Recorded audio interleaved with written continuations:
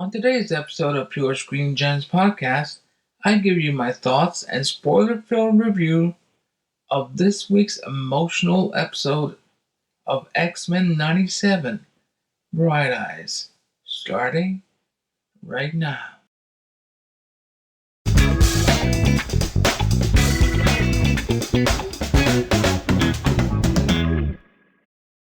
Well, hello and welcome to Pure Screen Gems podcast and another review of X-Men 97. This time it's episode 7, Bright Eyes. I'm Andre, and I'm still in the Blackbird, flying solo. Now, before we start, I just want to remind you that this review is spoiler-filled. So, if you haven't watched the latest episode, I do recommend that you go see it, watch it, and I do have to warn you, this is another heavy episode. So once you watch it, come back, listen to this episode of our podcast, and listen to this review. Okay? Alright. You've been warned. As I said, this was really heavy. I couldn't believe that they started with Gambit's funeral. I mean, we all knew at the end of episode 5 that Gambit had died at the end of the Mutant Massacre on Genosha, but to actually make us view the funeral, the coffin, the rain coming down, Nightcrawler officiating the whole procession, having a background in religion, being a priest himself, a monk, which was a perfect role for him.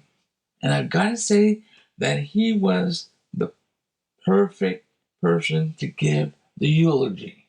The fact that Gambit and Rogue were the first ones to meet Nightcrawler, well, I do believe that he was the perfect person to give the eulogy at Gambit's funeral.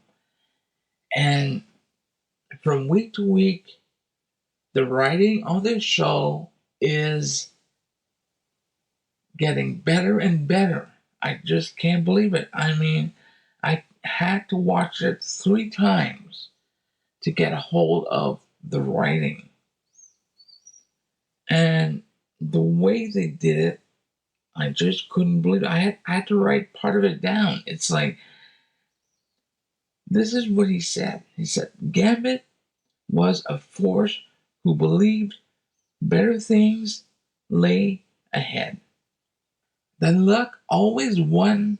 Gambit had endless faith in potential, yet he seemed so blind to his, haunted by the life of bayou crime in which he was born into, a sinner beyond saving. Such were the cards, he would say. Now that's just a portion of the eulogy. And afterwards, there was a scene between Jubilee and Wolverine where she is in mourning, and Rogue is not part of that scene. And Jubilee is saying, how could she not be here? He saved us all. He saved her. He loved her. And then Wolverine replies, grief's a lonely war. Rogue's gotta figure it out on her own. Now that's a really good piece of writing right there. I mean, when you're trying to console someone who is grieving for a loved one, trying to say something like grief's a lonely war. Oh my God. Try and say something like that on the spot. I mean, that's not easy to do.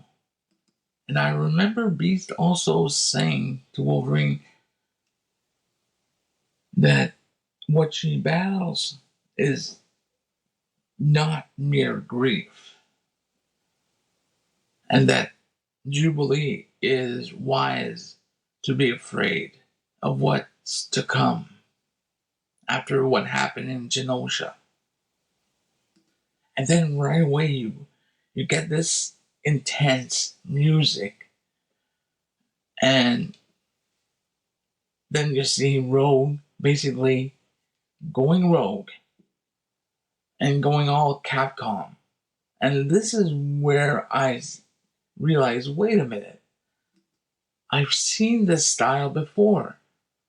And I'm thinking, yeah, way back in the first episode where Cyclops uses his optic blasts to go down from when they have to abandon the Blackbird, and everybody basically is going down except that Cyclops is alone, and the only way to cushion his fall is with his optic blast. And that's a Capcom move. There's quite a few things I really wasn't expecting. Like, the first thing we get is a reference to the Hulk, and also a cameo from General Thunderbolt Ross, which I found that the person who did the voice acting did a close enough version of William Hurt, and I found that really cool. And again, I didn't watch the preview clip, so it was a nice surprise when a certain shield appeared right in front of Rogue, and we got Captain America. So it was a nice little banter between Rogue and Captain America. And when he said that his hands were tied, oh well, if your hands are tied, then you won't need this, talking about the shield. All I'm going to say is I think Cap is going to be searching for his shield for quite a while. What I'm hoping for is that at some point during the series, not necessarily in the next 3 episodes, maybe next season, that he comes back, has his shield, looks at Rogue, and Rogue says, "Oh, I guess you found your shield there, honey." And then just looks at her and, uh-huh. All through the animated series, I always liked the little quotes that Beast said. But this one I was not expecting. This one was from Martin Luther King. Riots are the language of the unheard. But this one was so well placed because of what happened in Genosha. It was just the right time to use that quote, because as a lot of comic book fans know, Stan Lee has said that when he created the X-Men, more to the point when he created Professor X and Magneto, they were the reflection of Martin Luther King and Malcolm X. So Martin Luther King would be Professor X, and Magneto would have been Malcolm X. Since the X-Men were created in the 60s, the civil rights movement was in the 60s. I'm surprised no other quotes from Dr. King was even used up till now. So I'm glad that they've done it. Now, for those of you who are not as comic book oriented as me, and you saw the letters OZT and you were wondering or still wondering, what the heck does OZT mean? Well, I'll enlighten you. It means Operation Zero Tolerance. Now, just to enlighten you, the next 3 episodes, which is basically the finale, will be called Tolerance is Extinction. So this ties in to this whole OZT. And we also get the continuing saga of the whole Scott Jean storyline that I have the feeling will get wrapped up pretty soon. And we do have a Madripoor reference, and they do go there. But you know what? As sad as the beginning of the episode was, my God, was the climactic battle.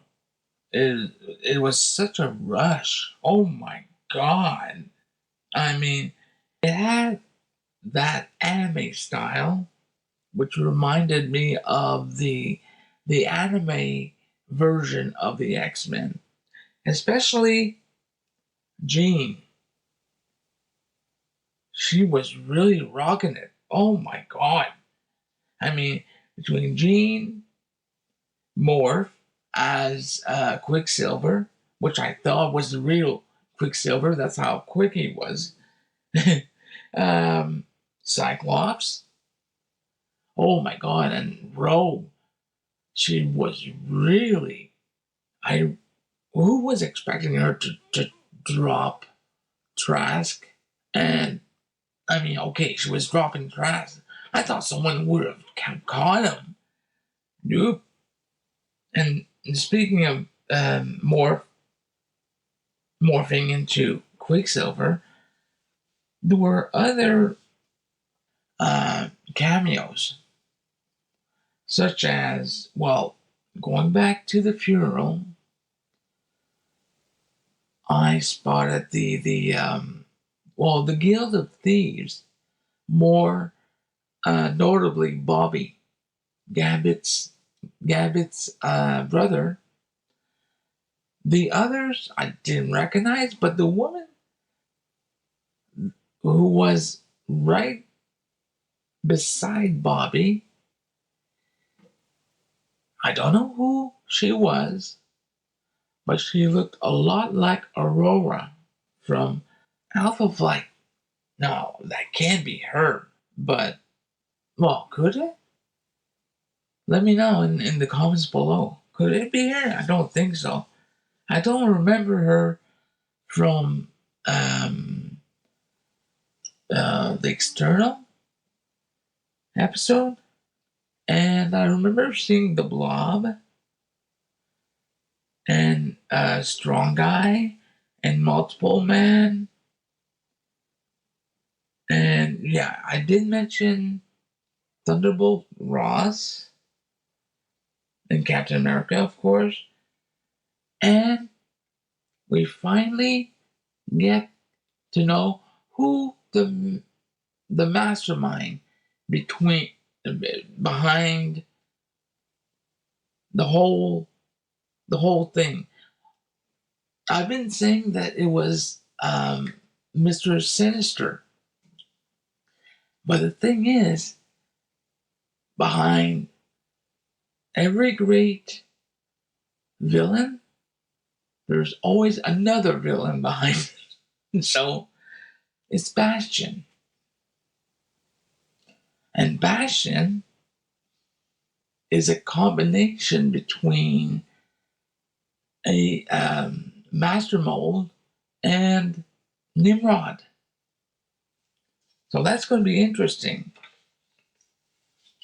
Now, where are they going to go with these last 3 episodes?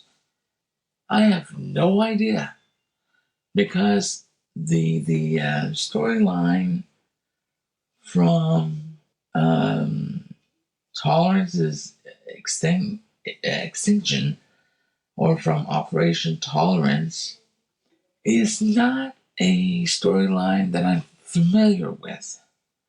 At this point, I was not reading comics at this point. I was into something else at this point. So I have no idea. Oh, and let's not forget the big reveal of the fact that Magneto survived. Oh, and so did the White Queen. In her second mutation, her second diamond mutation. So that is going to be interesting. Now, what's going to happen? Now, my prediction that I did last week about Professor X, about Storm being in the roster this week, didn't pan out. Now, will it pan out next week? Oh, please let it pan out. I want them back. They have to be back in action. Oh, they have to. They have to, because with this threat coming back, with this threat coming, they need all the help they can get. I appreciate you all. Don't forget to like, subscribe, share this podcast. I appreciate you all. So don't forget to tell your friends, tell your family, tell your dog, your cat. Every little bit helps. Until next time, I'll be seeing you. Bye-bye.